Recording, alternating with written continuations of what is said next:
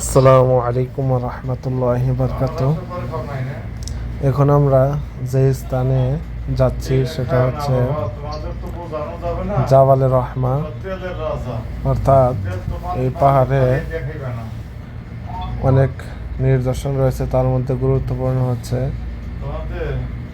রাসূলুল্লাহ সাল্লাল্লাহু আলাইহি সাল্লাম এই পাহাড়ের উপর থেকেই বিদায় ভাষণ দিয়েছিলেন।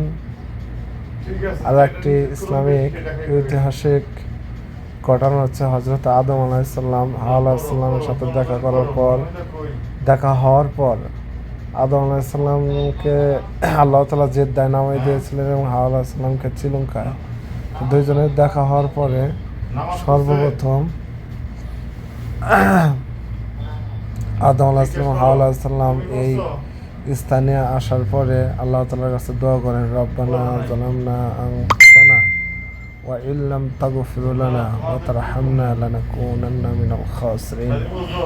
এই দোয়া করার পরে আল্লাহ তাআলা হযরত আদম আলাইহিস সালামকে মাফ করে দেন, হাওয়া আলাইহিস সালামকেও মাফ করে দেন। এই জন্য এই পাহাড়ের নাম হচ্ছে জাবালে রহমা। তো এখন আমরা এই পাহাড়ের উপরে উঠব। পাহাড়ের উপরে উঠে আপনাদেরকে দেখানোর চেষ্টা করব এই পাহাড়ের উপরে কি আছে। যে জায়গায় হযরত আদম আলাইহিস সালাম দাঁড়িয়েছিলেন, রাসূলুল্লাহ সাল্লাল্লাহু আলাইহি সাল্লাম বিদায় হজ্জের ভাষণ দেওয়ার জন্য দাঁড়িয়েছিলেন, আমরা সেই স্থানগুলো আপনাদেরকে দেখানোর চেষ্টা করব ইনশাআল্লাহ। আপনারা আমাদের সাথে থাকুন, দেখতে থাকুন ইনশাআল্লাহ। তো এই পাহাড়ে ওঠার জন্য আমরা উঠতেছি আঁকা বাঁকা পথ দিয়ে। এখানে এই যে পাহাড়ের যে সেই যুগের পাথরগুলো এখানে রয়েছে অক্ষত। পাথরগুলো দেখুন কত সুন্দর রয়েছে এখানে। তো আমরা উপরে উঠতেছি। এখানে ওঠা খুবই কষ্ট, খুব কষ্ট। যারা উঠতে পারে আর কি। তো আমরা পাহাড়ের উপরে যাইতেছি। আবার আপনার হচ্ছে যে পাহাড়ে উপরে ওঠার পরে আমরা দেখাবো আপনাদেরকে।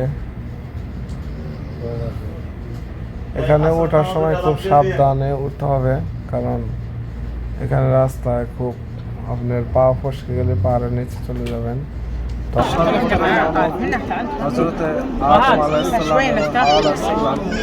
এখানে এসে মিলিত হয়েছিল এবং আল্লাহ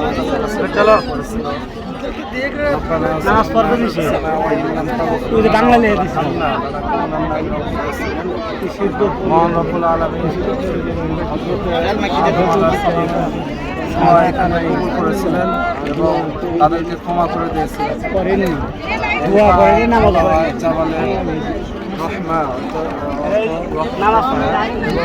নামাজ পড়া যাবে না এখানে থেকে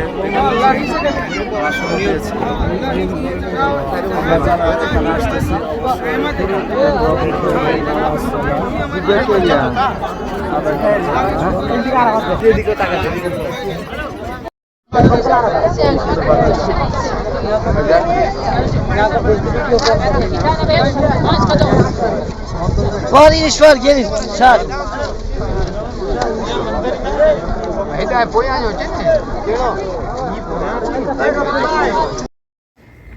এই জায়গাটি থেকে, যে এই জায়গায় দাঁড়িয়ে রাসূলুল্লাহ সাল্লাল্লাহু আলাইহি সাল্লাম বিদায় হজের ভাষণ দিয়েছিলেন।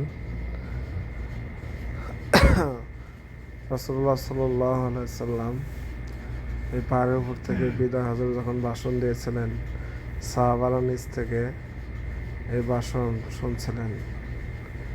তো পাহাড়টি যদি আমি আপনাদেরকে দেখাই, অনেক উঁচু এবং এখানে অনেক হাজি আসছে এখানে দেখার জন্য। তো যে জায়গাটিতে আল্লাহ তাআলা হযরত আদম আলাইহিস সালামকে মাফ করে দিয়েছিলেন, ওই জায়গাটি ওই যে একটা যে আপনার হচ্ছে যে